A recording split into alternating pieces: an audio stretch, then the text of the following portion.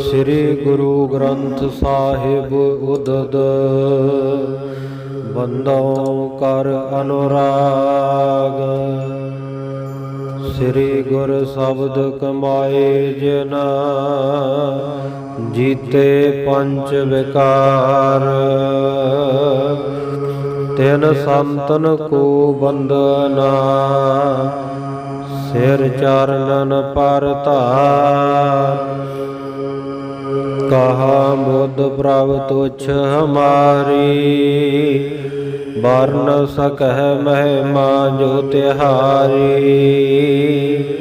ਹਮ ਨਾ ਸਕਤ ਕਰ ਸਿਫਤ ਤੁਮਾਰੀ ਆਪ ਲਿਹੋ ਤੁਮ ਕਥਾ ਸੁਧਾਰੀ। ਸੋ ਕਹੋ ਟਲ ਗੁਰ ਸੇਵੀਐ ਅਹਨਸ ਸਹਿਜ। ਦਰਸ਼ਨ ਪਰਸੈ ਗੁਰੂ ਕੈ ਜਨਮ ਮਰਨ ਦੁਖ ਜਾਇ। ਦਰਸ਼ਨ ਪਰਸੈ ਗੁਰੂ ਕੈ ਜਨਮ ਮਰਨ ਦੁਖ ਜਾਇ।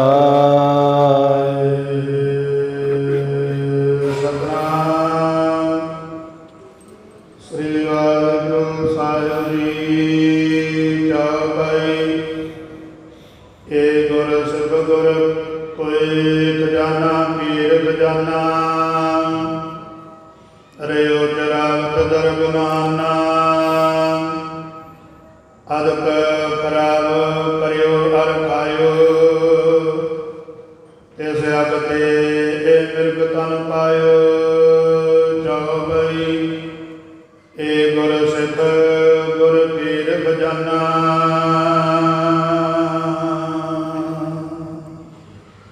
ਵਾਹਿਗੁਰੂ ਜੀ ਕਾ ਖਾਲਸਾ ਵਾਹਿਗੁਰੂ ਜੀ ਕੀ ਫਤਿਹ।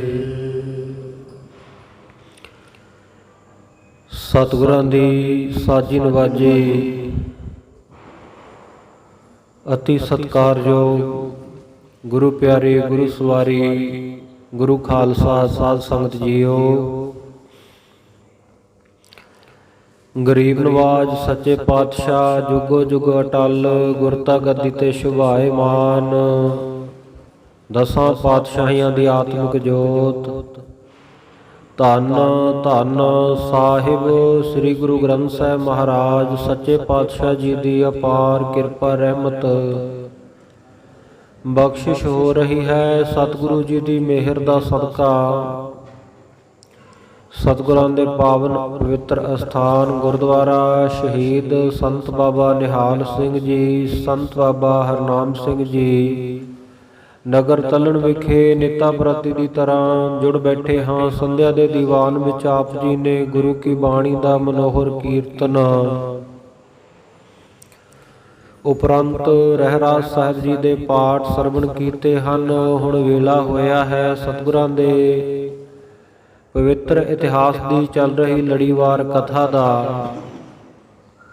ਸਤਿਗੁਰਾਂ ਦਾ ਸੋਹਣਾ ਸੁੰਦਰ ਇਤਿਹਾਸ ਚੂੜਾਮਣੀ ਕਵੀ ਭਾਈ ਸਾਹਿਬ ਭਾਈ ਸੰਤੋਖ ਸਿੰਘ ਜੀ ਨੇ ਬੜੀ ਸ਼ਰਧਾ ਭਾਵਨਾ ਦੇ ਨਾਲ ਲਿਖ ਕੇ ਸੰਗਤਾਂ ਤੱਕ ਪਹੁੰਚਾਇਆ ਹੈ। ਜਿਸ ਗ੍ਰੰਥ ਦੀ ਇਕੱਲੇ ਪੰਜਾਬ ਨਹੀਂ, ਭਾਰਤ ਨਹੀਂ, ਬਲਕਿ ਦੁਨੀਆ ਭਰ ਦੇ ਗੁਰਦੁਆਰਿਆਂ ਦੇ ਵਿੱਚ ਕਥਾ ਹੁੰਦੀ ਹੈ। ਸੋ ਇਸ ਕਥਾ ਦੇ ਨਾਲ ਜੁੜਨ ਦਾ ਆਪਾਂ ਨੂੰ ਨਿੱਤਾ ਪ੍ਰਤੀ ਸਮਾਂ ਪ੍ਰਾਪਤ ਹੁੰਦਾ ਹੈ। ਸਤਿਗੁਰੂ ਜੀ ਦਾ ਸੁੰਦਰ ਇਤਿਹਾਸ ਜੋ ਸਾਡੇ ਵਾਸਤੇ ਨਿੱਤਾ ਪ੍ਰਤੀ ਨਵੀਆਂ ਸਾਖੀਆਂ ਸੁਣਦੇ ਹਾਂ, ਨਵੀਆਂ ਸੇਧਾਂ ਸਾਨੂੰ ਪ੍ਰਦਾਨ ਕਰਦਾ ਹੈ। ਸਤਿਗੁਰੂ ਜੀ ਦੀਆਂ ਜੀਵਨ ਸਾਖੀਆਂ ਸਰਵਣ ਕਰਕੇ ਅਸੀਂ ਸਿੱਖਿਆਵਾਂ ਨੂੰ ਧਾਰਨ ਕਰਨਾ ਹੈ। ਸਤਿਗੁਰੂ ਸੱਚੇ ਪਾਤਸ਼ਾਹ ਜੀ ਦਾ ਇਤਿਹਾਸ ਆਪਾਂ ਸਰਵਣ ਕਰ ਰਹੇ ਸੀ। ਦਸ਼ਮੇਸ਼ ਪਿਤਾ ਸ੍ਰੀ ਗੁਰੂ ਗੋਬਿੰਦ ਸਿੰਘ ਸਾਹਿਬ ਜੀ ਮਹਾਰਾਜ ਸੱਚੇ ਪਾਤਸ਼ਾਹ ਤਖਤ ਸ੍ਰੀ ਦਮਦਮਾ ਸਾਹਿਬ ਦੀ ਧਰਤੀ ਦੇ ਉੱਤੇ ਵਿਰਾਜਦੇ ਹਨ। ਸਤਿਗੁਰੂ ਜੀ ਦਾ ਜ਼ਿਆਦਾਤਰ ਟਿਕਾਣਾ ਦਮਦਮਾ ਸਾਹਿਬ ਹੁੰਦਾ। ਕਈ ਵਾਰ ਸਤਿਗੁਰੂ ਜੀ ਆਪਣੀ ਮੌਜ ਦੇ ਵਿੱਚ ਸਿੱਖ ਸੰਗਤਾਂ ਨੂੰ ਨਾਲ ਲੈ ਕੇ, ਸਿੰਘਾਂ ਨੂੰ ਨਾਲ ਲੈ ਕੇ ਘੋੜਸਵਾਰ ਹੋ ਕੇ ਚੜ੍ਹਦੇ, ਕਿਸੇ ਨਾ ਕਿਸੇ ਪਾਸੇ ਜੀਵਾਂ ਨੂੰ ਤਾਰਦੇ, ਕਿਸੇ ਧਰਤੀ ਨੂੰ ਜਾ ਕੇ ਭਾਗ ਲਾਉਂਦੇ।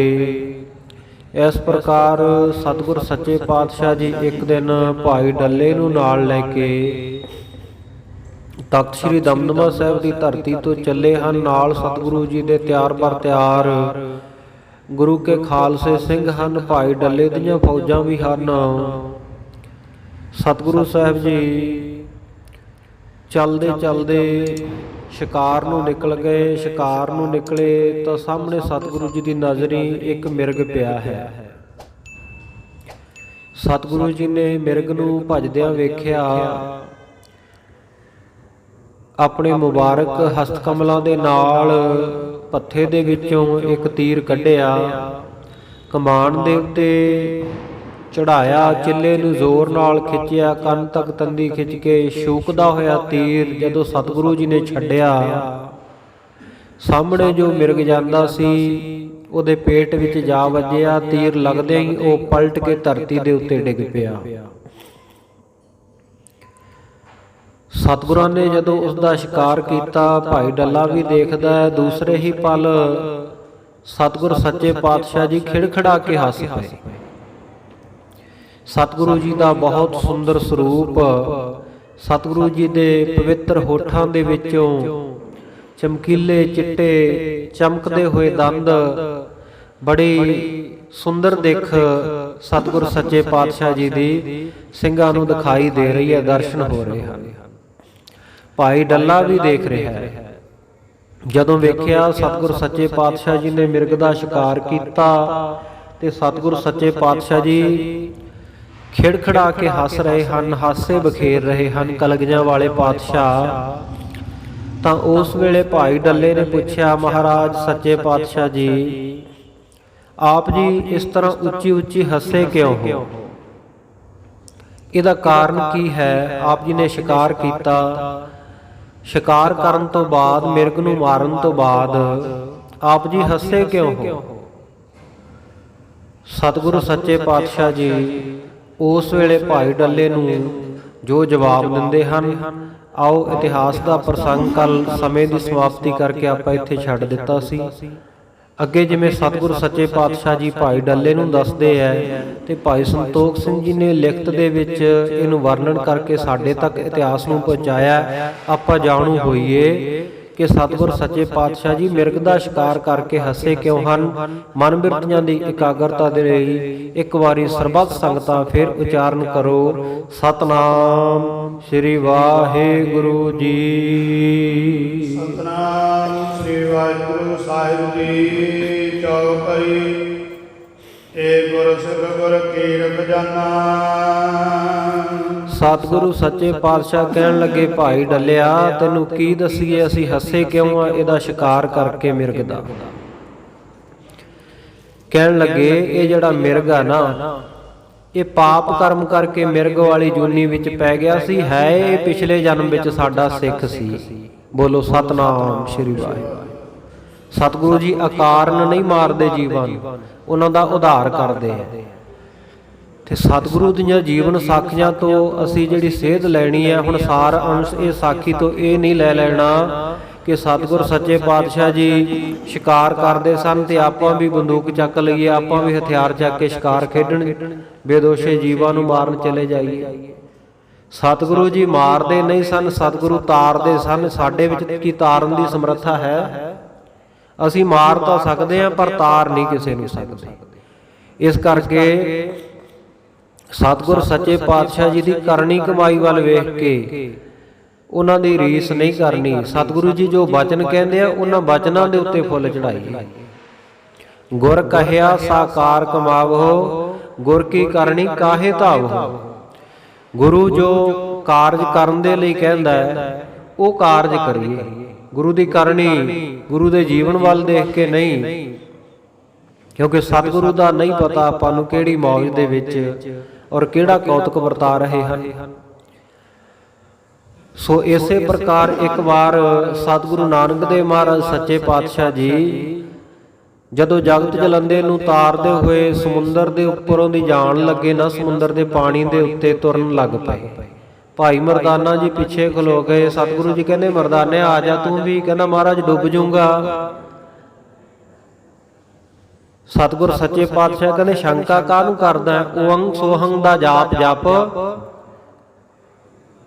ਤੇ ਸਮੁੰਦਰ ਦੇ ਜਲ ਦੇ ਉੱਤੇ ਪੈਰ ਰੱਖ ਲੈ। ਭਾਈ ਮਰਦਾਨੇ ਨੇ ਬਚਨ ਮੰਨਿਆ, ਓੰਗ ਸੋਹੰਗ ਜਪਣ ਲੱਗ ਪਿਆ। ਤੇ ਜਦੋਂ ਸਮੁੰਦਰ ਦੇ ਪਾਣੀ ਦੇ ਉੱਤੇ ਪੈਰ ਰੱਖਿਆ ਨਾ, ਅੱਗੇ ਅੱਗੇ ਗੁਰੂ ਬਾਬਾ ਜੀ ਜਾ ਰਹੇ ਐ ਤੇ ਪਿੱਛੇ ਪਿੱਛੇ ਭਾਈ ਮਰਦਾਨਾ ਵੀ ਜਲ ਦੇ ਉੱਤੇ ਇਉਂ ਤੁਰਿਆ ਜਾਂਦਾ ਹੈ ਜਿਵੇਂ ਆਪਾਂ ਧਰਤੀ ਦੇ ਉੱਤੇ ਤੁਰਦੇ ਹੋਈਏ। ਜਦੋਂ ਕਾਫੀ ਸਾਰਾ ਸਮੁੰਦਰ ਲੰਘ ਗਿਆ, ਭਾਈ ਮਰਦਾਨਾ ਪਿੱਛੇ ਓੰਗ ਸੋਹੰਗ ਜਪਦਾ ਜਾਂਦਾ ਹੈ। ਗੁਰੂ ਬਾਬਾ ਜੀ ਆਪਣੇ ਮੂੰਹ ਦੇ ਵਿੱਚ ਕੋਈ ਜਾਪ ਜਪਦੇ ਐ। ਗੁਰੂ ਬਾਬਾ ਜੀ ਨੇ ਕੀ ਕੀਤਾ?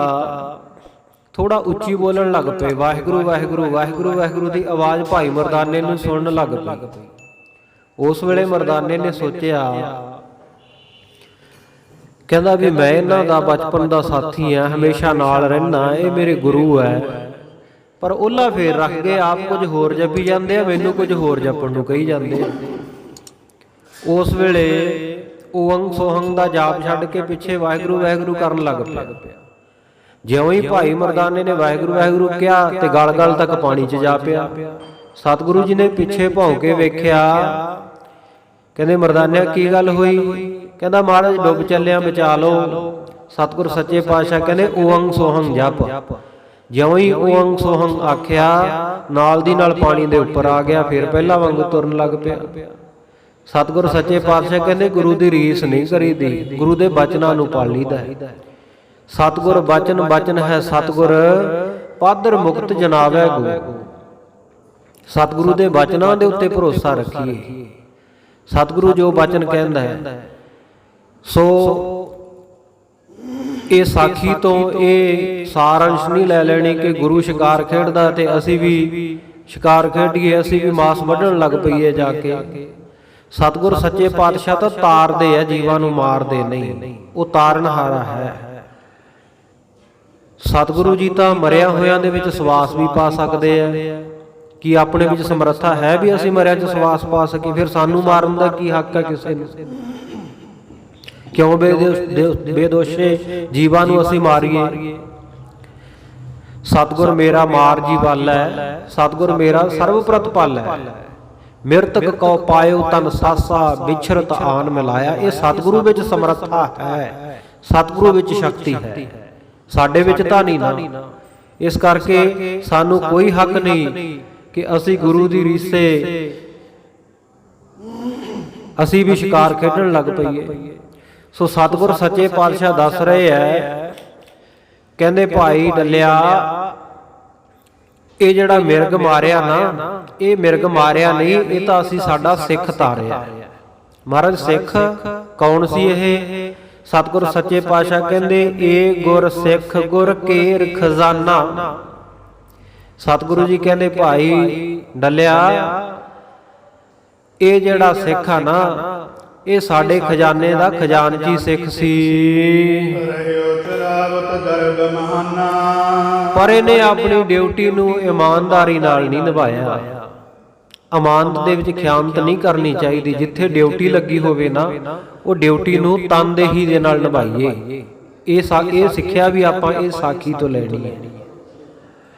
ਕਹਿੰਦੇ ਖਜ਼ਾਨੇ ਦਾ ਖਜ਼ਾਨਚੀ ਸੀ ਇਹ, ਗੋਲਕ ਦੇ ਉੱਤੇ ਡਿਊਟੀ ਲੱਗੀ ਸੀ, ਪਰ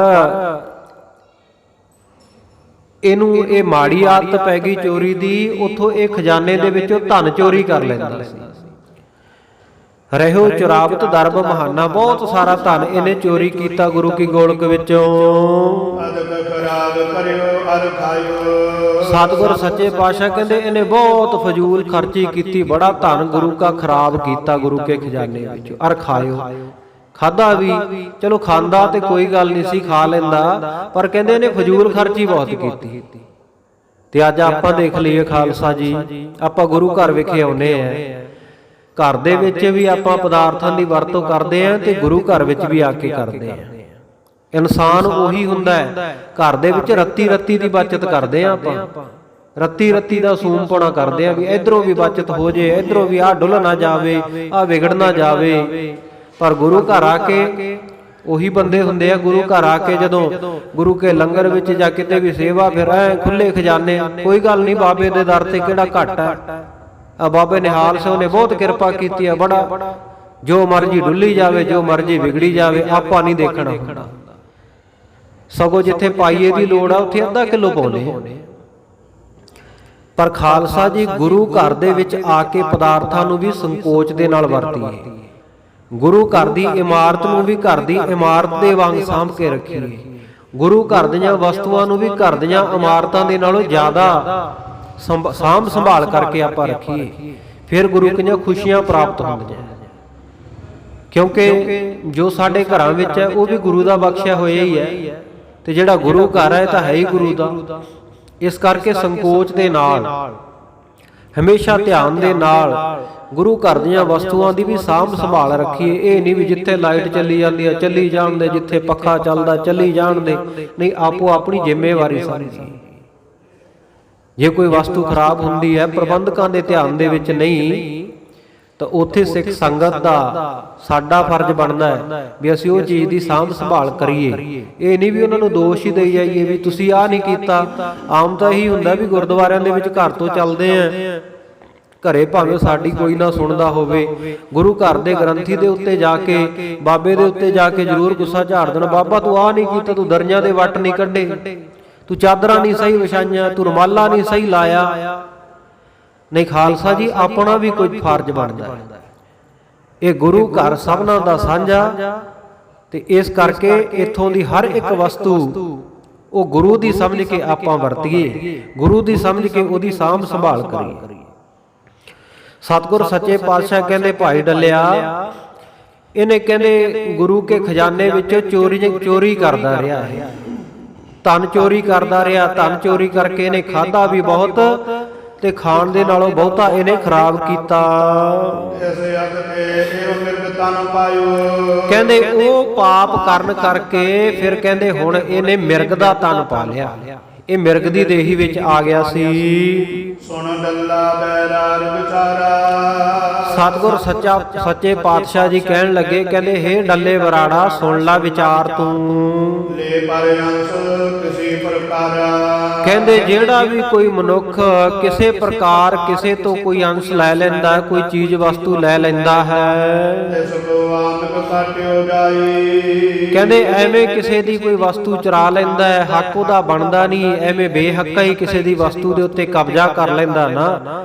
ਕਹਿੰਦੇ ਉਹਦੀ ਹਾਲਤ ਕੀ ਹੁੰਦੀ ਹੈ ਕਿ ਉਹਦਾ ਜਿਹੜਾ ਮਾਸ ਹੈ ਬਾਅਦ ਦੇ ਵਿੱਚ ਫਿਰ ਕੱਟਿਆ ਜਾਂਦਾ, ਉਹਨੂੰ ਉਹ ਲੇਖਾ ਦੇਣਾ ਪੈਂਦਾ ਹੈ। ਜਿੰਨਾ ਉਹਨੇ ਕੋਈ ਧਨ ਵਸਤੂ ਕਿਸੇ ਦਾ ਹੱਕ ਮਾਰਿਆ ਹੁੰਦਾ ਨਾ, ਫਿਰ ਅਗਲੇ ਜਨਮ ਦੇ ਵਿੱਚ ਉਹਨੂੰ ਮਾਸ ਦੇ ਕੇ ਉਹਦਾ ਕਰਜ਼ ਚੁਕਾਉਣਾ ਪੈਂਦਾ, ਉਹਦੇ ਮਾਸ ਨੂੰ ਕੱਟਿਆ ਜਾਂਦਾ, ਰਿੰਨਿਆ ਜਾਂਦਾ ਹੈ। ਪਰਾਇਆ ਹੱਕ ਖਾਣ ਵਾਲੇ, ਪਰਾਏ ਹੱਕ ਦੇ ਉੱਤੇ ਕਬਜ਼ਾ ਕਰਨ ਵਾਲਿਆਂ ਦੇ ਕਹਿੰਦੇ ਹਾਲਤ ਕੀ ਹੁੰਦੀ ਹੈ, ਉਹਨਾਂ ਦੇ ਮਾਸ ਨੂੰ ਪੁੱਠਿਆ ਜਾਂਦਾ, ਕੱਟਿਆ ਜਾਂਦਾ, ਰਿੰਨਿਆ ਜਾਂਦਾ, ਤੇ ਖਾਂਦੇ ਹਨ ਲੋਕ। ਜਿਹੜਾ ਮਨੁੱਖ ਕਿਸੇ ਹੋਰ ਪਰਾਏ ਦੀ ਅੰਸ਼ ਚੁਰਾ ਲੈਂਦਾ ਹੈ, ਪਰਾਏ ਦਾ ਭਾਗ, ਪਰਾਏ ਦਾ ਹੱਕ ਮਾਰਦਾ ਹੈ, ਜਾਂ ਕੋਈ ਆਪਣੇ ਬਲ ਦੇ ਨਾਲ ਜ਼ੋਰ ਧਿਆਣੇ ਕੋਈ ਸੀਨਾ ਜੋਰੀ ਕਰਕੇ ਕਿਸੇ ਦਾ ਹੱਕ ਮਾਰਦਾ, ਖੋਹ ਲੈਂਦਾ, ਤੇ ਬੜਾ ਖੁਸ਼ ਹੁੰਦਾ ਹੈ ਵੀ ਇਹ ਮੇਰਾ ਕੁਝ ਕਰ ਨਹੀਂ ਸਕਿਆ। ਮਿਰਗ ਬੱਕਰੇ ਆਦਿਕ ਤਨ ਧਰੈ। ਫਿਰ ਕਹਿੰਦੇ ਉਹ ਮਨੁੱਖ ਮਿਰਗਾਂ ਬੱਕਰਿਆਂ ਆਦਿਕ ਦੇ ਤਨ ਧਾਰਦੇ ਆ, ਇਹੋ ਜਿਹੀਆਂ ਦੇਹੀਆਂ ਉਹਨਾਂ ਨੂੰ ਪ੍ਰਾਪਤ ਹੁੰਦੀਆਂ ਹਨ, ਸਰੀਰ ਇਹੋ ਜਿਹੇ। ਲੈਣਹਾਰ ਤਿਨ ਭਖਣ ਕਰੈ। ਫਿਰ ਜਿਹੜਾ ਲੈਣਹਾਰ ਹੁੰਦਾ ਹੈ ਉਹ ਫਿਰ ਉਹਨਾਂ ਦਾ ਮਾਸ ਖਾਂਦਾ ਅਗਲੇ ਜਨਮ ਦੇ ਵਿੱਚ, ਉਹਨਾਂ ਨੂੰ ਇਹ ਲੇਖਾ ਦੇਣਾ ਪੈਂਦਾ ਹੈ। ਸੁਆਮੀ ਅੰਸ਼ ਚੁਰਾਵੈ ਜਈ। ਜਿਹੜਾ ਆਪਣੇ ਸੁਆਮੀ ਦੀ, ਆਪਣੇ ਮਾਲਕ ਦੀ ਅੰਸ਼, ਆਪਣੇ ਮਾਲਕ ਦਾ ਹੱਕ ਚਰਾਉਂਦਾ ਹੈ, ਇਸੀ ਦਸਾ ਦੁਖ ਪਾਵੈ ਤੇ। ਕਹਿੰਦੇ ਇਸ ਪ੍ਰਕਾਰ ਕਹਿੰਦੇ ਉਹਨੂੰ ਇਹੋ ਜਿਹੇ ਦੁੱਖ ਪ੍ਰਾਪਤ ਹੁੰਦੇ ਆ। ਜਿਵੇਂ ਆ ਸਾਡਾ ਸਿੱਖ ਇਹ ਗੁਰੂ ਦੀ ਗੋਲਕ ਚਰਾਉਂਦਾ ਰਿਹਾ, ਬਹੁਤ ਸਾਰਾ ਧਨ ਇਹਨੇ ਖਰਾਬ ਕੀਤਾ, ਫਜ਼ੂਲ ਖਰਚੀ ਕੀਤੀ, ਬੜਾ ਇਹਨੇ ਖਾਧਾ, ਆਪਣੇ ਹੱਕ ਦੀ ਕਮਾਈ ਦੇ ਨਾਲ ਇਹਨੇ ਸਬਰ ਨਹੀਂ ਕੀਤਾ ਤੇ ਇਹੋ ਜੀ ਸਜ਼ਾ ਇਹਨਾਂ ਨੂੰ ਮਿਲਦੀ ਹੈ। ਪਰ ਇਹਨੂੰ ਅਸੀਂ ਹੁਣ ਇਸ ਮਨੁੱਖਾ ਜਨਮ ਦੇ ਵਿੱਚੋਂ ਇਹ ਮਿਰਗ ਦੇ ਜਨਮ ਦੇ ਵਿੱਚੋਂ ਅਸੀਂ ਇਹਦਾ ਸ਼ਿਕਾਰ ਕਰਕੇ ਇਹਨੂੰ ਤਾਰ ਦਿੱਤਾ ਹੈ। ਸਤਿਗੁਰ ਸੱਚੇ ਪਾਤਸ਼ਾਹ ਕਹਿੰਦੇ ਦੂਜੀ ਗੱਲ ਸੁਣ ਵੀ ਤੂੰ ਕਹਿੰਦਾ ਹੱਸੇ ਕਿਉਂ ਹੈ। ਕਹਿੰਦੇ ਅਸੀਂ ਇਹਨੂੰ ਬੜਾ ਵਰਜਿਆ, ਬੜੇ ਵਾਰੀ ਰੋਕਿਆ, ਪਰ ਇਹਨੇ ਸਾਡੀ ਗੱਲ ਨਹੀਂ ਮੰਨੀ। ਇਸ ਕਰਕੇ ਕਹਿੰਦੇ ਅਸੀਂ ਹੱਸੇ ਆ ਉਹ ਵਰਤਾਂਤ ਨੂੰ, ਉਸ ਇਤਿਹਾਸ ਨੂੰ, ਉਸ ਗੱਲ ਨੂੰ ਯਾਦ ਕਰਕੇ ਵੀ ਹੁਣ ਤੇਰੀ ਅਕਲ ਟਿਕਾਣੇ ਆ ਗਈ, ਇਸ ਕਰਕੇ ਅਸੀਂ ਹੱਸੇ ਹਾਂ। ਇਉਂ ਸਤਿਗੁਰ ਸੱਚੇ ਪਾਤਸ਼ਾਹ ਜੀ ਬਚਨ ਕਰਦੇ ਕਰਦੇ ਅਗਾਂਹ ਨਿਕਲ ਗਏ। ਦਮਦਮਾ ਸਾਹਿਬ ਦੀ ਧਰਤੀ ਕਾਫੀ ਦੂਰ ਰਹਿ ਗਈ। ਸਤਿਗੁਰ ਸੱਚੇ ਪਾਤਸ਼ਾਹ ਜੀ ਨੇ ਜਾਣਿਆ ਕਿ ਹੁਣ ਦਮਦਮਾ ਸਾਹਿਬ ਪਹੁੰਚਣ ਦਾ ਸਮਾਂ ਬਾਕੀ ਨਹੀਂ ਰਹਿ ਗਿਆ, ਦਿਨ ਦਾ ਛਪਾ ਹੋ ਗਿਆ ਹੈ। ਸਤਿਗੁਰ ਸੱਚੇ ਪਾਤਸ਼ਾਹ ਜੀ ਨੇ ਕੀ ਵੇਖਿਆ ਕਿ ਸਾਹਮਣੇ ਕਿੱਕਰ ਦਾ ਜਿਹੜਾ ਦਰਖਤ ਦਿਖਾਈ ਦਿੱਤਾ। ਸਤਿਗੁਰ ਸੱਚੇ ਪਾਤਸ਼ਾਹ ਜੀ ਉਹਨਾਂ ਕਿੱਕਰਾਂ ਦੇ ਦਰਖਤਾਂ ਦੇ ਹੇਠਾਂ ਜਾ ਕੇ ਬਿਰਾਜਮਾਨ ਹੋ ਗਏ, ਉੱਥੇ ਹੀ ਡੇਰਾ ਲਾ ਲਿਆ। ਉਸ ਵੇਲੇ ਸਿੱਖਾਂ ਨੇ ਸਤਿਗੁਰ ਸੱਚੇ ਪਾਤਸ਼ਾਹ ਜੀ ਨੂੰ ਆ ਕੇ ਹੱਥ ਜੋੜ ਕੇ ਬੇਨਤੀ ਕੀਤੀ। ਕਹਿਣ ਲੱਗੇ ਮਹਾਰਾਜ ਸੱਚੇ ਪਾਤਸ਼ਾਹ ਜੀ ਸਵੇਰ ਦੇ ਆਪ ਜੀ ਦੇ ਨਾਲ ਨਿਕਲਿਆ ਸ਼ਿਕਾਰ ਤੇ, ਸਵੇਰੇ ਵੀ ਕੁਝ ਨਹੀਂ ਛਕਿਆ, ਦੁਪਹਿਰ ਵੀ ਲੰਘ ਗਈ ਤੇ ਹੁਣ ਸ਼ਾਮ ਦਾ ਸਮਾਂ ਹੋ ਗਿਆ, ਹੁਣ ਵੀ ਕੁਝ ਛਕਣ ਨੂੰ ਨਹੀਂ ਦਿਖਾਈ ਦੇ ਰਿਹਾ। ਅਸੀਂ ਸਵੇਰ ਦੇ ਭੁੱਖੇ ਹਾਂ, ਕੁਝ ਖਾਧਾ ਪੀਤਾ ਨਹੀਂ। ਦੋਨੋਂ ਸਮੇਂ ਖਾਲੀ ਰਹਿ ਗਏ ਆ, ਸਵੇਰ ਦਾ ਵੀ ਕੁਝ ਨਹੀਂ ਛਕਿਆ ਤੇ ਹੁਣ ਸ਼ਾਮ ਦਾ ਸਮਾਂ ਆ ਗਿਆ, ਹੁਣ ਵੀ ਕੁਝ ਛਕਣ ਨੂੰ ਨਹੀਂ ਹੈ। ਦੋਵੇਂ ਸਮੇਂ ਭੁੱਖਿਆਂ ਨੂੰ ਸਾਨੂੰ ਬਿਤਾਉਣੇ ਪੈਣਗੇ। ਮਹਾਰਾਜ ਸੱਚੇ ਪਾਤਸ਼ਾਹ ਸਾਰਿਆਂ ਨੂੰ ਹੀ ਬਹੁਤ ਜ਼ੋਰ ਦੀ ਭੁੱਖ ਲੱਗੀ ਹੋਈ ਹੈ। ਮਹਾਰਾਜ ਸੱਚੇ ਪਾਤਸ਼ਾਹ ਹੁਣ ਭੁੱਖੇ ਦੱਸੋ ਐ ਕਿਵੇਂ ਰਾਤ ਬਤੀਤ ਕਰੀਏ, ਕਿਉਂਕਿ ਆਪ ਜੀ ਤਾਂ ਹੁਣ ਸਵੇਰੇ ਹੀ ਇੱਥੋਂ ਚੱਲੋਗੇ, ਸਵੇਰੇ ਜਾ ਕੇ ਫਿਰ ਕਿਤੇ ਪਹੁੰਚਾਂਗੇ ਕਿਸੇ ਟਿਕਾਣੇ ਤੇ ਉੱਥੇ ਭੋਜਨ ਮਿਲੂਗਾ, ਰਾਤ ਕਿਵੇਂ ਬਤੀਤ ਹੋਵੇ। ਆਪ ਜੀ ਤਾਂ ਸਵੇਰ ਨੂੰ ਚਾਲੇ ਮਾਰੋਗੇ। ਸਤਿਗੁਰ ਸੱਚੇ ਪਾਤਸ਼ਾਹ ਜੀ ਸਿੰਘਾਂ ਦੀ ਬੇਨਤੀ ਸੁਣ ਕੇ ਉਸ ਵੇਲੇ ਕਹਿਣ ਲੱਗੇ, ਸਤਿਗੁਰ ਸੱਚੇ ਪਾਤਸ਼ਾਹ ਜੀ ਕਹਿੰਦੇ ਭਾਈ ਆ ਜਿਹੜੀਆਂ ਵੱਡੀਆਂ ਵੱਡੀਆਂ ਕਿੱਕਰਾਂ ਖੜੀਆਂ ਨਾ, ਕਿੱਕਰਾਂ ਦੇ ਦਰਖਤ ਆਮ ਆਪਣੇ ਇਧਰ ਦੁਆਬੇ ਵਿੱਚ ਤਾਂ ਹੈ ਨਹੀਂ, ਮਾਲਵੇ ਦੇ ਵਿੱਚ ਅੱਜ ਵੀ ਕਿੱਕਰਾਂ ਦੇ ਦਰਖਤ, ਰੋਹੀ ਬੀਆਬਾਨਾਂ ਦੇ ਵਿੱਚ, ਮਾਰੂਥਲਾਂ ਦੇ ਵਿੱਚ ਬਹੁਤ ਹੈ ਵੱਡੇ ਵੱਡੇ ਕਿੱਕਰਾਂ ਦੇ ਦਰਖਤ। ਸਤਿਗੁਰ ਸੱਚੇ ਪਾਤਸ਼ਾਹ ਜੀ ਕਹਿੰਦੇ ਭਾਈ ਖਾਲਸਾ ਜੀ ਆ ਜਿਹੜੇ ਕਿੱਕਰਾਂ ਦੇ ਦਰਖਤ ਵੱਡੇ ਵੱਡੇ ਤੁਸੀਂ ਖੜੇ ਦੇਖਦੇ ਹੋ, ਇਹਨਾਂ ਦੇ ਉੱਤੇ ਚੜ ਜਾਓ। ਇਹਨਾਂ ਕਿੱਕਰਾਂ ਦੇ ਉੱਤੇ ਚੜ ਕੇ ਬਲ ਦੇ ਨਾਲ, ਜ਼ੋਰ ਦੇ ਨਾਲ ਇਹਨਾਂ ਦੇ ਟਾਹਣੇ ਹਿਲਾਓ।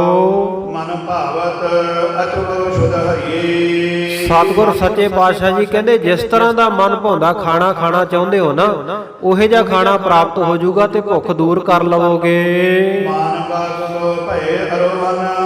ਸਤਿਗੁਰ ਸੱਚੇ ਪਾਤਸ਼ਾਹ ਜੀ ਦੇ ਬਚਨ ਨੂੰ ਮੰਨ ਕੇ ਸ਼ਰਧਾ ਕਰਕੇ ਸਿੱਖ ਕਿੱਕਰਾਂ ਦੇ ਉੱਤੇ ਚੜ ਗਏ ਤੇ ਕਿੱਕਰਾਂ ਨੂੰ ਹਿਲਾਉਣ ਲੱਗ ਪਏ। ਸਤਿਗੁਰੂ ਜੀ ਦੇ ਸ਼ਰਧਾਲੂ ਸਿੱਖ ਸੀ ਨਾ, ਆਪਣੇ ਵਰਗੇ ਅੱਜ ਤਰਕਵਾਦੀ ਹੁੰਦੇ ਤਾਂ ਉਹਨਾਂ ਨੇ ਕਹਿਣਾ ਸੀ ਵੀ ਕਿੱਕਰਾਂ ਦੇ ਉੱਤੇ ਕੀ ਕਦੇ ਕੋਈ ਭੋਜਨ ਲੱਗਦਾ ਹੁੰਦਾ, ਇੱਥੋਂ ਤਾਂ ਤੁੱਕੇ ਹੀ ਡਿੱਗਣੇ ਆ, ਇਹ ਤੋਂ ਫੁੱਲ ਹੀ ਲੌਂਗੀ ਝੜਨਾ। ਪਰ ਸ਼ਰਧਾ ਭਾਵਨਾ ਵਾਲੇ ਸਿੱਖ ਸੀ, ਕਿੱਕਰਾਂ ਦੇ ਦਰਖਤਾਂ ਦੇ ਉੱਤੇ ਚੜੇ, ਕਿੱਕਰ ਦੇ ਦਰਖਤ ਨੂੰ ਜਾ ਕੇ ਹਿਲਾਉਣ ਲੱਗ ਪਏ। ਫੜ ਕੇ ਜਦੋਂ ਝੂੜਿਆ ਉਹਨਾਂ ਟਾਹਣਿਆਂ ਨੂੰ ਹਿਲਾਇਆ ਤੇ ਕੀ ਦੇਖਦੇ ਹਨ, ਕੀ ਦੇਖਦੇ ਐ ਕਿ ਅਨੇਕਾਂ ਪ੍ਰਕਾਰ ਦੇ ਆਹਾਰ, ਅਨੇਕਾਂ ਪ੍ਰਕਾਰ ਦਾ ਭੋਜਨ ਜਿਹੜਾ ਉਹ ਖਾਲਸਾ ਜੀ ਇਹਨਾਂ ਕਿੱਕਰਾਂ ਦੇ ਦਰਖਤਾਂ ਤੋਂ ਹੇਠਾਂ ਡਿੱਗਿਆ। ਕਿਸ ਤਰ੍ਹਾਂ ਦਾ ਭੋਜਨ, ਖੁਰਮੇ ਤੇ ਐ ਤਰੋ ਤਾਜ਼ੇ ਜਿਵੇਂ ਜਲੇਬ ਹੁਣੇ ਕੱਢੇ ਹੁੰਦੇ ਆ ਹਲਵਾਈ ਨੇ ਨਾ, ਉਸ ਤਰ੍ਹਾਂ ਦੀਆਂ ਮਿਠਾਈਆਂ ਡਿੱਗਣ ਲੱਗੀਆਂ। ਮੋਦਕ ਨਾਮ ਹੈ ਲੱਡੂਆਂ ਦਾ, ਬਹੁਤ ਸਾਰੇ ਲੱਡੂ ਐ ਧਰਤੀ ਦੇ ਉੱਤੇ ਡਿੱਗਦੇ ਆ, ਉੱਪਰੋਂ ਤਾਂ ਲੁੰਗ ਡਿੱਗਦੇ ਆ, ਉੱਪਰੋਂ ਪੱਤੇ ਡਿੱਗਦੇ ਆ, ਪਰ ਜਦੋਂ ਹੇਠਾਂ ਆ ਕੇ ਸਿੱਖ ਦੇਖਦੇ ਆ ਉਹਨਾਂ ਨੂੰ ਤਾਂ ਉਹ ਮਿਠਾਈਆਂ ਬਣਦੀਆਂ ਜਾਂਦੀਆਂ, ਜਲੇਬੀਆਂ, ਲੱਡੂ ਇਤਿਆਦਿਕ ਬਹੁਤ ਸਾਰੀਆਂ ਮਿਠਾਈਆਂ ਧਰਤੀ ਤੇ ਪਈਆਂ ਹਨ। ਗਨ ਭੋਜਨ ਵਰਖਾ ਵਰਖਾਈ, ਬਹੁਤ ਸਾਰੇ ਭੋਜਨ ਦੀ ਮਾਨੋ ਉਹਨਾਂ ਦਰਖਤਾਂ ਦੇ ਉੱਤੋਂ ਵਰਖਾ ਹੋ ਰਹੀ ਹੈ। ਖਾਏ ਖਾਏ ਕਰ ਸਿੱਖ ਤ੍ਰਿਪਤਾਨੀ, ਸਿੱਖ ਸਿੰਘ ਜਿਹੜੇ ਆ ਸਤਿਗੁਰੂ ਜੀ ਦੇ ਨਾਲ, ਉਹ ਜਿੰਨੀ ਜਿੰਨੀ ਜਿਹਨੂੰ ਲੋੜ ਹੈ ਉਹਨਾਂ ਨਾਲ ਚੁੱਕ ਕੇ ਛਕ ਰਹੇ ਆ, ਤ੍ਰਿਪਤ ਹੋ ਰਹੇ ਆ, ਰੱਜ ਰਹੇ ਹਨ।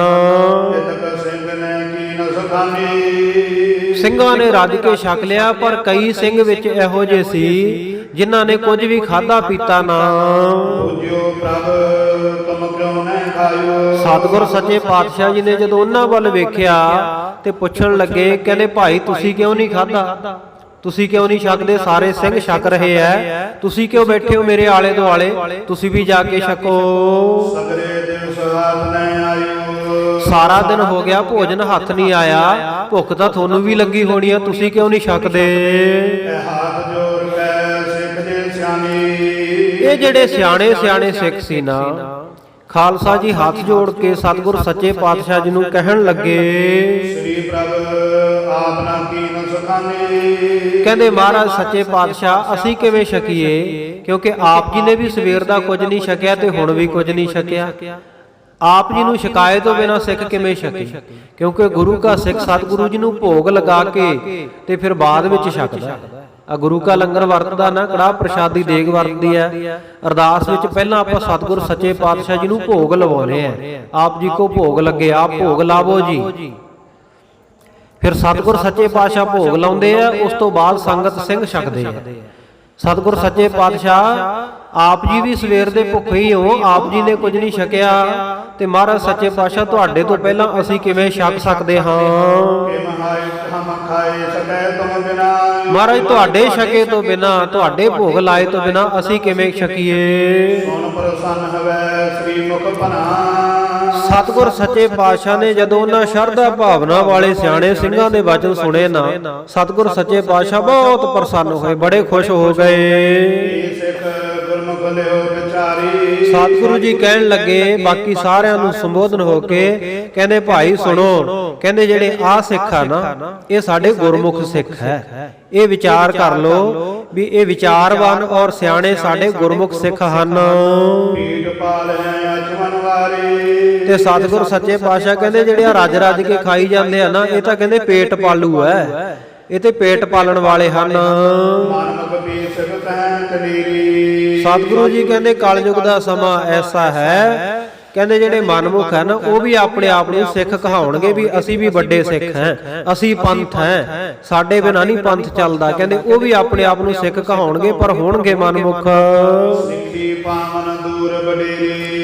ਪਰ ਸਤਿਗੁਰ ਸੱਚੇ ਪਾਤਸ਼ਾਹ ਜੀ ਕਹਿੰਦੇ ਸਿੱਖੀ ਦਾ ਘਰ ਬਹੁਤ ਦੂਰ ਹੈ, ਸਿੱਖੀ ਨੂੰ ਪਾਉਣਾ, ਸਿੱਖੀ ਨੂੰ ਕਮਾਉਣਾ, ਇਹ ਤੇ ਕਹਿੰਦੇ ਬੜੀ ਦੂਰ ਦੀ ਕੌਡੀ ਹੈ, ਬੜੀਆਂ ਦੂਰ ਦੀਆਂ ਗੱਲਾਂ ਹੈ। ਹੁਣ ਖਾਲਸਾ ਜੀ ਸਿੱਖ ਤਾਂ ਆਪਾਂ ਵੀ ਕਹਾਉਨੇ ਆ, ਸਿੱਖੀ ਵੀ ਕਈ ਪ੍ਰਕਾਰ ਦੀ ਹੈ ਨਾ, ਆਪਾਂ ਦੇਖਾ ਦੇਖੀ ਵੀ ਕਈ ਵਾਰੀ ਸਿੱਖ ਬਣ ਜਾਂਦੇ ਆ। ਮਹਾਪੁਰਸ਼ਾਂ ਦੇ ਬਚਨ ਹੈ ਵੀ ਸਿੱਖੀ ਕਈ ਪ੍ਰਕਾਰ ਦੀ ਹੁੰਦੀ ਹੈ। ਸਿੱਖੀ ਇੱਕ ਦੇਖਦੀ, ਇੱਕ ਭੇਖਦੀ, ਇੱਕ ਪਿੱਛੇ ਮੁੜ ਮੁੜ ਵੇਖਦੀ, ਇੱਕ ਗਧੇ ਵਾਂਗੂ ਲੇਟਦੀ। ਸਾਰੇ ਤਰ੍ਹਾਂ ਦੀ ਸਿੱਖੀ ਹੁੰਦੀ ਹੈ। ਇੱਕ ਤਾਂ ਸਿੱਖ ਹੁੰਦਾ ਨਾ, ਸਿੱਖੀ ਹੁੰਦੀ ਹੈ ਹਿਰਸ ਦੀ, ਕਿਸੇ ਲਾਲਚ ਕਰਕੇ ਜਾਂ ਕਿਸੇ ਪਦਾਰਥ ਦੀ ਚਾਹਨਾ ਕਰਕੇ, ਕਾਮਨਾ ਕਰਕੇ ਸਿੱਖ ਬਣ ਗਏ। ਆਪਾਂ ਸਾਰੇ ਗ੍ਰਸਤੀ ਆ, ਸਕਾਮੀ ਹੈ। ਖਾਲਸਾ ਜੀ ਕੋਈ ਨਾ ਕੋਈ ਕਾਮਨਾ ਲੈ ਕੇ ਆਪਾਂ ਗੁਰੂ ਦੇ ਦਰ ਤੇ ਉੱਤੇ ਆਉਨੇ। ਜਦੋਂ ਉਹ ਕਾਮਨਾ ਪੂਰੀ ਹੋ ਜਾਂਦੀ ਹੈ, ਫਿਰ ਦਾਤ ਪਿਆਰੀ ਵਿਸਰਿਆ ਦਾ ਤਾਰਾ, ਜਾਣੈ ਨਾਹੀ ਮਰਨ ਵਿਚਾਰਾ, ਐਸੀ ਹਾਲਤ ਵੀ ਹੋ ਜਾਂਦੀ ਹੈ। ਕਈ ਵਾਰ ਆਪਾਂ ਭੁੱਲ ਜਾਂਦੇ ਆ ਦਾਤੇ ਨੂੰ, ਦਾਤਾਂ ਦੇ ਵਿੱਚ ਹੀ ਪਰਚ ਕੇ ਰਹਿ ਜਾਂਦੇ ਆ। ਪਰ ਜੇ ਦਾਤਾ ਆਪਣੀ ਮੌਜ ਦੇ ਅਨੁਸਾਰ ਸਾਡੇ ਕਰਮਾਂ ਵਿੱਚ ਉਹ ਨਾ ਲਿਖੀ ਹੋਵੇ, ਨਾ ਦੇਵੇ, ਇਹ ਤਾਂ ਗੁਰੂ ਨੂੰ ਪਤਾ ਨਾ ਵੀ ਸਾਡੇ ਵਾਸਤੇ ਚੰਗਾ ਕੀ ਹੈ, ਮਾੜਾ ਕੀ ਹੈ। ਪਰ ਸਾਡੀ ਨਜ਼ਰ ਵਿੱਚ ਹੁੰਦਾ ਵੀ ਗੁਰੂ ਨੇ ਸਾਡੇ ਨਾਲ ਚੰਗਾ ਨਹੀਂ ਕੀਤਾ, ਸਾਡੇ ਨਾਲ ਮਾੜਾ ਕੀਤਾ। ਮੈਂ ਪਰਸੋਂ ਹੀ ਬਾਬਾ ਜੀ ਕੋਲੇ, ਲੰਗਰ ਵਾਲੇ ਬਾਬਾ ਕਸ਼ਮੀਰ ਸਿੰਘ ਜੀ ਹੋਰਾਂ ਕੋਲੇ ਬੈਠਾ ਸੀ ਤੇ ਉਹਨਾਂ ਨੇ ਬਚਨ ਸੁਣਾਇਆ। ਕਹਿੰਦੇ ਜੀ ਇੱਕ ਸਿੰਘ ਆ ਗਿਆ ਇੱਥੇ, ਆਇਲਟਸ ਕਰਦਾ ਸੀ ਤੇ ਮਨ ਦੇ ਵਿੱਚ ਭਾਵਨਾ ਲੈ ਕੇ ਆਇਆ ਵੀ ਮੈਂ ਬਾਬਾ ਨਿਹਾਲ ਸਿੰਘ ਜੀ ਦੇ ਦਰ ਦੇ ਉੱਤੇ ਇੱਥੇ ਤੱਲਣ ਜਾ ਕੇ ਸੇਵਾ ਕਰਾਂ। ਰਿਜ਼ਲਟ ਆਉਣਾ ਹਜੇ ਬਾਕੀ ਸੀ, ਨਤੀਜਾ ਨਹੀਂ ਸੀ ਆਇਆ, ਪੇਪਰ ਦੇ ਆਇਆ ਸੀ। ਕਈ ਦਿਨ ਕਹਿੰਦੇ ਸੇਵਾ ਕਰਦਾ ਰਿਹਾ ਸੇਵਾ ਕਰਦਾ ਰਿਹਾ। ਤੇ ਕਹਿੰਦੇ ਅਸੀਂ ਇੱਕ ਦਿਨ ਬਾਬਾ ਜੀ ਕਹਿੰਦੇ ਮੈਂ ਸਹਿਜ ਸੁਭਾਏ ਕਿਹਾ ਵੀ ਸਿੰਘਾ ਆਹ ਸੇਵਾ ਨਹੀਂ ਤੂੰ ਆਹ ਸੇਵਾ ਕਰ। ਕਹਿੰਦਾ ਨਹੀਂ ਜੀ ਮੈਂ ਤਾਂ ਜਿਹੜੀ ਲੱਗਿਆ ਉਹੀ ਕਰੂੰਗਾ, ਮੈਂ ਨਹੀਂ ਕਿਸੇ ਦੀ ਗੱਲ ਮੰਨਣੀ। ਖੈਰ ਕਹਿੰਦੇ ਉਹ ਕਈ ਦਿਨਾਂ ਬਾਅਦ ਉਹਦਾ ਰਿਜ਼ਲਟ ਆਇਆ, ਕਹਿੰਦੇ 1 ਨੰਬਰ ਤੇ ਰਹਿ ਗਿਆ, ਪਾਸ ਨਾ ਹੋ ਸਕਿਆ, ਫੇਲ ਹੋ ਗਿਆ, 1 ਨੰਬਰ ਤੇ ਰਹਿ ਗਿਆ। ਕਹਿੰਦੇ ਆ ਕੇ ਮੇਰੇ ਕੋਲੇ ਫਿਰ ਬੜਾ ਨਾਰਾਜ਼ਗੀ ਜੀ ਜਤਾਵੇ, ਕਹਿੰਦਾ ਮੈਂ ਬਾਬੇ ਦੇ ਦਰ ਤੇ ਸੇਵਾ ਤਾਂ ਬੜੀ ਕੀਤੀ, ਪਰ ਬਾਬੇ ਨੇ ਕਹਿੰਦਾ ਮੇਰੀ ਸੇਵਾ ਦੀ ਕਦਰ ਨਹੀਂ ਪਾਈ। ਦੇਖੋ ਅਸੀਂ ਗੁਰੂ ਤੋਂ ਆਪਣੀ ਸੇਵਾ ਦੀ ਕਦਰ ਪਵਾਉਣਾ ਚਾਹੁੰਦੇ ਹਾਂ, ਬਾਬੇ ਨੇ ਕਹਿੰਦਾ ਕੀਤੀ ਨਹੀਂ ਮੇਰੀ ਇੱਛਾ ਪੂਰੀ, ਬਾਬੇ ਨੇ ਸਵਾਰਿਆ ਨਹੀਂ ਮੇਰਾ ਕਾਰਜ। ਤੇ ਬਾਬਾ ਕਸ਼ਮੀਰ ਸਿੰਘ ਜੀ ਕਹਿੰਦੇ ਤੈਂ ਗੁਰੂ ਦਾ ਕੀ ਸਵਾਰਿਆ, ਤੈਂ ਬਾਬੇ ਦਾ ਕੀ ਸਵਾਰਿਆ ਇੱਥੇ ਆ ਕੇ। ਗੁਰੂ ਨੂੰ ਕਹਿੰਦੇ ਆ, ਗੁਰੂ ਨੂੰ ਨਿਹੋਰੇ ਦਿੰਦੇ ਆ, ਗੁਰੂ ਨੂੰ ਉਲਾਮੇ ਦਿੰਦੇ ਆ ਵੀ ਸਾਡਾ ਸਵਾਰਿਆ ਨਹੀਂ, ਆਪਾਂ ਗੁਰੂ ਦਾ ਕੀ ਸਵਾਰਿਆ, ਆਪਾਂ ਗੁਰੂ ਵਾਸਤੇ ਕੀ ਕੀਤਾ। ਕਿ ਆਪਾਂ ਇਹੀ ਸੋਚਦੇ ਆ ਵੀ ਗੁਰੂ ਸਾਰਾ ਕੁਝ ਸਾਡੇ ਵਾਸਤੇ ਕਰੇ, ਸਾਨੂੰ ਗੁਰੂ ਵਾਸਤੇ ਕੁਝ ਨਾ ਕਰਨਾ ਪਵੇ, ਸਾਨੂੰ ਨਾ ਗੁਰੂ ਦਾ ਬਚਨ ਮੰਨਣਾ ਪਵੇ, ਨਾ ਇਸ਼ਨਾਨ ਕਰਨਾ ਪਵੇ, ਨਾ ਅੰਮ੍ਰਿਤ ਵੇਲੇ ਉੱਠਣਾ ਪਵੇ, ਨਾ ਨਿਤਨੇਮ, ਨਾ ਬਾਣੀ, ਨਾ ਗੁਰੂ ਘਰ ਦਰਸ਼ਨ, ਨਾ ਕੋਈ ਸੇਵਾ ਕਰਨੀ ਪਵੇ, ਆਪਣੀ ਮਨ ਦੀ ਮਰਜ਼ੀ ਨਾਲ ਹੀ ਚੱਲੀਏ, ਗੁਰਮਤਿ ਨੂੰ ਅਪਣਾਉਣਾ ਹੀ ਨਾ ਪਵੇ। ਤੇ ਅਸੀਂ ਗੁਰੂ ਦਾ ਕੀ ਸਵਾਰਿਆ। ਖਾਲਸਾ ਜੀ ਇਉਂ ਹੀ ਇੱਕ ਵਾਰੀ ਕੋਈ ਮਹਾਂਪੁਰਖਾਂ ਦੇ ਕੋਲੇ ਪ੍ਰੇਮੀ ਸੱਜਣ ਆਇਆ, ਕਹਿੰਦਾ ਜੀ ਬੜਾ ਦੁਖੀ ਹੈ, ਬੜਾ ਦੁੱਖ ਲੈ ਕੇ ਤੁਹਾਡੇ ਕੋਲੇ ਆਏ। ਤੇ ਮਹਾਂਪੁਰਖ ਕਹਿੰਦੇ ਭਾਈ ਦੁੱਖਾਂ ਨੂੰ ਦੂਰ ਕਰਨ ਵਾਲੇ ਤਾਂ ਧੰਨ ਸ਼੍ਰੀ ਗੁਰੂ ਗ੍ਰੰਥ ਸਾਹਿਬ ਮਹਾਰਾਜ ਹੈ, ਉਹਨਾਂ ਦੇ ਦਰ ਦੇ ਉੱਤੇ ਅਰਦਾਸ ਕਰ, ਕੋਈ ਬੰਦਾ ਨਹੀਂ ਦੁੱਖ ਦੂਰ ਕਰ ਸਕਦਾ। ਕਹਿੰਦਾ ਜੀ ਮੈਂ ਤਾਂ ਭਾਵਨਾ ਨਾਲ ਹੀ ਤੁਹਾਡੇ ਕੋਲੇ ਆਇਆ। ਆਪਣੀ ਵਿਥਿਆ ਦੱਸਣ ਲੱਗ ਪਿਆ। ਕਹਿੰਦਾ ਜੀ 15 ਸਾਲ ਪਹਿਲਾਂ ਦੀ ਗੱਲ ਹੈ, ਘਰ ਦੇ ਵਿੱਚ ਔਲਾਦ ਕੋਈ ਨਹੀਂ ਸੀ, ਦਰ ਦੇ ਉੱਤੇ ਗਿਆ, ਕਿਹੜਾ ਦਰ ਹੈ ਜਿਹਦੇ ਉੱਤੇ ਮੈਂ ਨਹੀਂ ਗਿਆ ਜਾ ਕੇ ਔਲਾਦ ਦੀ ਪ੍ਰਾਪਤੀ ਵਾਸਤੇ, ਨੱਕ ਨਹੀਂ ਰਗੜਿਆ, ਮੱਥਾ ਨਹੀਂ ਰਗੜਿਆ, ਜਿੱਥੇ ਜਿਹਨੇ ਦੱਸਿਆ ਉੱਥੇ ਗਿਆ। ਗੁਰੂ ਘਰਾਂ ਵਿੱਚ ਵੀ ਬਹੁਤ ਗਿਆ, ਤਰਨ ਤਾਰਨ ਦੀਆਂ ਮੱਸਿਆ ਵੀ ਬੜਾ ਨਹਾਤਾ, ਬਾਬਾ ਬੁੱਢਾ ਸਾਹਿਬ ਜੀ ਦੇ ਵੀ ਭੀੜ ਦੇ ਵਿੱਚ ਵੀ ਜਾ ਕੇ ਸੇਵਾ ਕੀਤੀ ਵੀ ਇੱਥੋਂ ਪੁੱਤਰਾਂ ਦੀ ਦਾਤ ਮਾਤਾ ਗੰਗਾ ਨੂੰ ਮਿਲ ਗਈ ਸੀ, ਮੈਨੂੰ ਵੀ ਪੁੱਤਰ ਦੀ ਦਾਤ ਮਿਲ ਜੂ। ਮਹਾਰਾਜ ਸੱਚੇ ਪਾਤਸ਼ਾਹ ਨੇ ਕਿਰਪਾ ਕੀਤੀ, ਘਰ ਵਿੱਚ ਇੱਕ ਪੁੱਤਰ ਪੈਦਾ ਹੋ ਗਿਆ, ਦਾਤ ਮਿਲ ਗਈ। ਮਹਾਂਪੁਰਖ ਕਹਿੰਦੇ ਫੇਰ ਕਹਿੰਦਾ ਜੀ ਥੋੜਾ ਜਿਹਾ ਸਮਾਂ ਲੰਘਿਆ, 2-3 ਸਾਲਾਂ ਬਾਅਦ ਇੱਕ ਪੁੱਤਰ ਦੀ ਹੋਰ ਦਾਤ ਪ੍ਰਾਪਤ ਹੋ ਗਈ। ਕਹਿੰਦੇ ਫਿਰ ਤਾਂ ਵਧੀਆ ਚੜ੍ਹਦੀ ਕਲਾ, ਫਿਰ ਦੁਖੀ ਕਾਹਤੋਂ ਹੈ। ਕਹਿੰਦਾ ਜੀ 4 ਮਹੀਨੇ ਹੋ ਗਏ, ਪੁੱਤਰ 15 ਸਾਲ ਦਾ ਹੋ ਗਿਆ ਸੀ ਵੱਡਾ, ਪਰ ਉਹ ਚੜ੍ਹਾਈ ਕਰ ਗਿਆ। ਮਹਾਂਪੁਰਖੋ ਬੜਾ ਦੁਖੀ ਹੈ। ਹੁਣ 15 ਸਾਲ ਪਾਲ ਕੇ ਜਵਾਨ ਪੁੱਤ ਪਿਓ ਦੀਆਂ ਅੱਖਾਂ ਦੇ ਸਾਹਮਣੇ, ਮਾਂ ਪਿਓ ਦੀਆਂ ਅੱਖਾਂ ਦੇ ਸਾਹਮਣੇ ਤੁਰ ਜਾਵੇ ਤੇ ਖਾਲਸਾ ਜੀ ਦੁਖੀ ਤਾਂ ਮਨ ਹੋਵੇਗਾ ਹੀ ਨਾ। ਤੇ ਉਸ ਵੇਲੇ ਮਹਾਂਪੁਰਖ ਕਹਿੰਦੇ ਜਦੋਂ ਨਹੀਂ ਸੀ ਉਦੋਂ ਕਿਵੇਂ ਸਰਦਾ ਸੀ। ਕਹਿੰਦਾ ਜੀ ਉਦੋਂ ਤਾਂ ਸਰਦਾ ਸੀ, ਉਦੋਂ ਤਾਂ ਗੁਰੂ ਨੂੰ ਬੜੇ ਨਿਹੋਰੇ ਦਿੱਤੇ, ਲਾਂਭੇ ਦਿੱਤੇ, ਮਹਾਰਾਜ ਤੇਰੀ ਸੇਵਾ ਬੜੀ ਕਰਦੇ ਆ, ਬੜੀਆਂ ਤੇਰੇ ਦਰ ਤੇ ਅਰਦਾਸਾਂ, ਤੇਰੇ ਵੱਖ-ਵੱਖ ਸਥਾਨਾਂ ਤੇ ਵੀ ਆਉਨੇ ਆ, ਬੜੇ ਨਿਹੋਰੇ ਦਿੱਤੇ। ਪਰ ਗੁਰੂ ਨੂੰ ਪਤਾ ਸੀ ਨਾ ਵੀ ਇਹਨੇ ਰਹਿਣਾ ਨਹੀਂ, ਇਸ ਕਰਕੇ ਨਹੀਂ ਸੀ ਤੈਨੂੰ ਬਖਸ਼ਿਆ। ਮਹਾਂਪੁਰਖ ਕਹਿੰਦੇ ਹੁਣ ਕਹਿੰਦੇ ਹੁਣ ਗਏ ਦਾ ਦੁੱਖ ਆ ਨਾ, ਇਹ ਸਾਰੀ ਉਮਰ ਇਹ ਦੁੱਖ ਕਿਤੇ ਖਤਮ ਹੋਣਾ। ਸੋ ਸਕਾਮ ਭਾਵਨਾ ਦੇ ਨਾਲ ਗੁਰੂ ਦੇ ਦਰ ਦੇ ਉੱਤੇ ਆਪਾਂ ਆਉਨੇ ਆ, ਪਰ ਸਾਨੂੰ ਲੱਗਦਾ ਵੀ ਗੁਰੂ ਨੇ ਸਾਡੇ ਨਾਲ ਚੰਗਾ ਨਹੀਂ ਕੀਤਾ, ਗੁਰੂ ਨੇ ਭਲੀ ਨਹੀਂ ਕੀਤੀ, ਗੁਰੂ ਨੇ ਸਾਨੂੰ ਆਹ ਨਹੀਂ ਦਿੱਤਾ, ਉਹ ਨਹੀਂ ਦਿੱਤਾ। ਗੁਰੂ ਨੂੰ ਪਤਾ ਸਾਨੂੰ ਕੀ ਦੇਣਾ ਤੇ ਕੀ ਨਹੀਂ ਦੇਣਾ। ਸਾਡੇ ਚੰਗੇ ਮਾੜੇ ਬਾਰੇ ਸੋਚਣਾ ਇਹ ਗੁਰੂ ਦਾ ਕੰਮ ਹੈ। ਸਾਡਾ ਕੰਮ ਹੈ ਸ਼ਰਧਾ ਭਾਵਨਾ ਦੇ ਨਾਲ ਉਹਦੇ ਦਰ ਦੇ ਉੱਤੇ ਇਉਂ ਹੀ ਅਸੀਂ ਉਹਦੇ ਦਰ ਦੇ ਕੂਕਰ ਬਣ ਕੇ ਸੇਵਾ ਕਰਦੇ ਰਹੀਏ।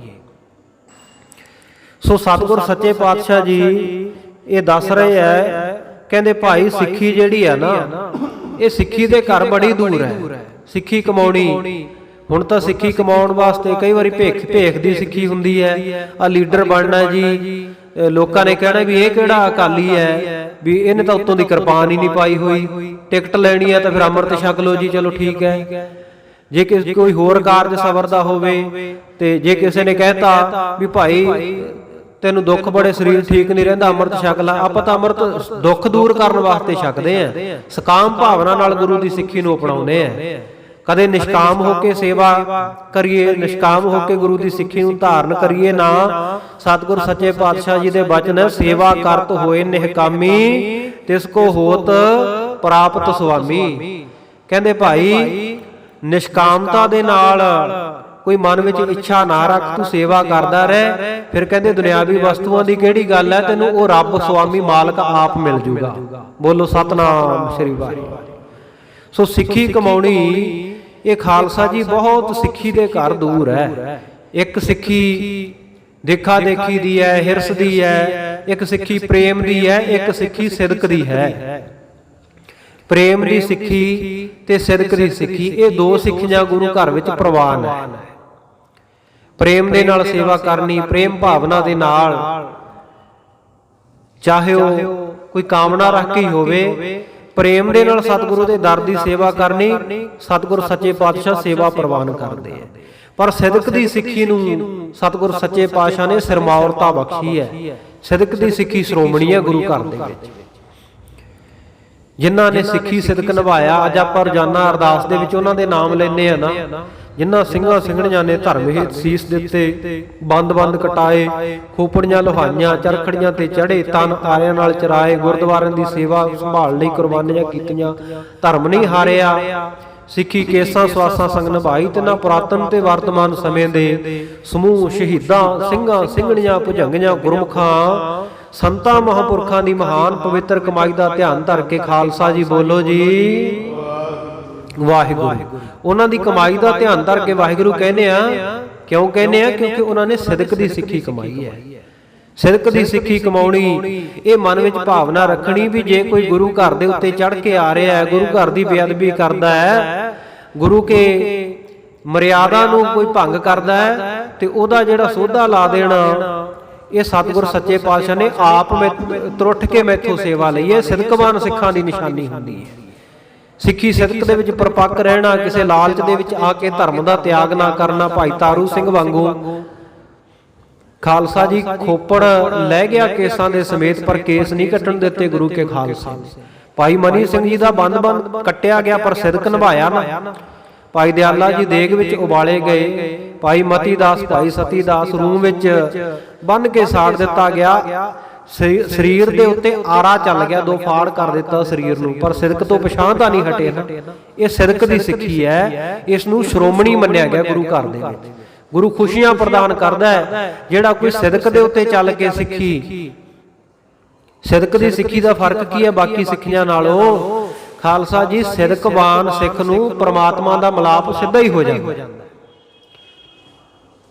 कबीर मोहे मरने का चाओ है, मरो ता हर के द्वार, मत हर पूछे कौन है, परा हमारा बार। फिर रब ये नहीं पूछता भी कौन है द्वारे ते, सीधा ही बस वो सचखंड परमात्मा दे दर दे उत्ते प्रवान हो जाता सिदकवान जिहड़ा है। श्री सरबलोक ग्रंथ दे विच एक कथा आउंदी है, दशमेश पिता जी दी कृत श्री सरबलोक ग्रंथ। ਉਹਦੇ ਵਿੱਚ ਕਬੀਰ ਜਨਾਦ ਰਾਖਸ਼ ਇੱਕ ਦੈਂਤ ਦਾ ਜ਼ਿਕਰ ਆਉਂਦਾ। ਉਹਦਾ ਭਗਵਾਨ ਦੇ ਨਾਲ ਜੰਗ ਹੁੰਦਾ ਹੈ। ਜਦੋਂ ਭਗਵਾਨ ਦੇ ਨਾਲ ਮਹਾਕਾਲ ਦੇ ਨਾਲ ਜੰਗ ਲੜਨ ਦੇ ਲਈ ਵੀਰ ਜਨਾਦ ਦੈਂਤ ਆਇਆ ਨਾ, ਭਗਵਾਨ ਜੀ ਉਹਨੂੰ ਕਹਿੰਦੇ ਵੀ ਦੈਂਤਾ ਵੀਰ ਜਨਾਦਾ ਤੂੰ ਮੇਰੇ ਨਾਲ ਜੰਗ ਕਰੇਂਗਾ? ਕਹਿੰਦਾ ਜੀ ਹਾਂ ਕਰੂੰਗਾ। ਕਹਿੰਦੇ ਵੀ ਸਾਰੀ ਦੁਨੀਆ ਮੇਰੀ ਭਗਤੀ ਕਰਦੀ ਹੈ ਤੇ ਤੂੰ ਮੇਰੇ ਨਾਲ ਜੰਗ ਕਰੇਂਗਾ? ਕਹਿੰਦਾ ਸੂਰਮੇ ਦਾ ਕੰਮ ਕੀ ਹੁੰਦਾ ਜੀ, ਜੰਗ ਕਰਨਾ ਹੀ ਹੁੰਦਾ, ਮੈਂ ਜੰਗ ਕਰੂੰਗਾ। ਕਹਿੰਦੇ ਸਾਰੀ ਦੁਨੀਆ ਮੇਰੀ ਭਗਤੀ ਕਰਦੀ ਹੈ, ਤੇਰਾ ਨਹੀਂ ਦਿਲ ਕਰਦਾ ਵੀ ਮੈਂ ਪ੍ਰਮਾਤਮਾ ਦੀ ਭਗਤੀ ਕਰਾਂ? ਮੈਂ ਇਹਦੇ ਨਾਲ ਜੰਗ ਕਾਹਦੇ ਵਾਸਤੇ ਲੜਨੀ ਹੈ? ਕਹਿੰਦਾ ਜੀ ਭਗਤੀ ਕਰਾਉਣੀ ਇਹ ਤਾਂ ਤੁਹਾਡੇ ਇਖਤਿਆਰ ਆ ਨਾ।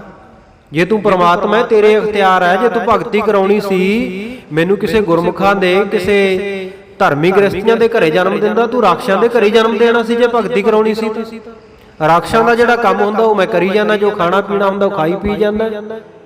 ਤੇ ਬਾਕੀ ਹੁਣ ਮੈਦਾਨੇ ਜੰਗ ਵਿੱਚ ਤਾਂ ਸੂਰਮੇ ਆਮੋ ਸਾਹਮਣੇ ਆ, ਤੂੰ ਭਗਵਾਨ ਤੇ ਮੈਂ ਦੈਂਤ, ਪਰ ਹਾਂ ਤਾਂ ਮੈਦਾਨੇ ਜੰਗ ਵਿੱਚ ਸੂਰਮੇ ਹੀ ਨਾ। ਇਸ ਕਰਕੇ ਕਹਿੰਦਾ ਵੀ ਮੈਂ ਜੰਗ ਲੜੂੰਗਾ। ਕਹਿੰਦੇ ਤੈਨੂੰ ਡਰ ਨਹੀਂ ਲੱਗਦਾ? ਮੈਂ ਤੈਨੂੰ ਮਾਰ ਦੂੰਗਾ। ਕਹਿੰਦੇ ਜੀ ਸੂਰਮੇ ਨੂੰ ਮਾਰਨ ਤੱਕ ਕੀ ਹੁੰਦਾ? ਜਿਹੜਾ ਸੂਰਮਾ ਹੀ ਹੋਇਆ ਮੈਦਾਨੇ ਜੰਗ ਵਿੱਚ ਹੀ ਆ ਗਿਆ। ਸੂਰ ਕੇ ਸਨਮੁਖ ਰਣ ਤੇ ਡਰ ਪੈ, ਸਤੀ ਕੇ ਸੰਚੈ ਭਾਂਡੇ। ਕਹਿੰਦੇ ਸੂਰਮਾ ਕੀ ਹੈ? ਜਿਹੜਾ ਸਾਹਮਣੇ ਰਣ ਦੇਖ ਕੇ, ਰਣ ਤੱਤੇ ਨੂੰ ਦੇਖ ਕੇ ਤੇ ਇਹੀ ਮਨ ਵਿੱਚ ਸੋਚੀ ਜਾਵੇ ਮਰ ਜੂਗਾ ਜਾਂ ਮਾਰ ਦੂੰਗਾ, ਐਵੇਂ ਡਰੀ ਜਾਵੇ। ਕਹਿੰਦੇ ਮਾਰਨਾ ਤਾਂ ਹੁੰਦਾ ਹੀ ਹੈ।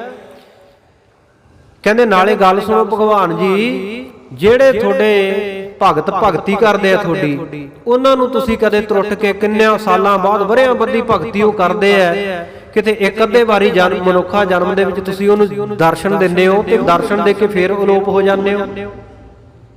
ਪਰ ਮੇਰੇ ਦੇਖੋ ਕਿੰਨੇ ਵੱਡੇ ਭਾਗ ਹੈ, ਮੈਂ ਤਾਂ ਸਾਹਮਣੇ ਤੁਹਾਡੇ ਸ਼ਾਸਤਰਧਾਰੀ ਰੂਪ ਦੇ ਵਿੱਚ ਦਰਸ਼ਨ ਕਰ ਰਿਹਾ, ਮੈਨੂੰ ਕੀ ਲੋੜ ਹੈ ਭਗਤੀ ਕਰਨ ਦੀ।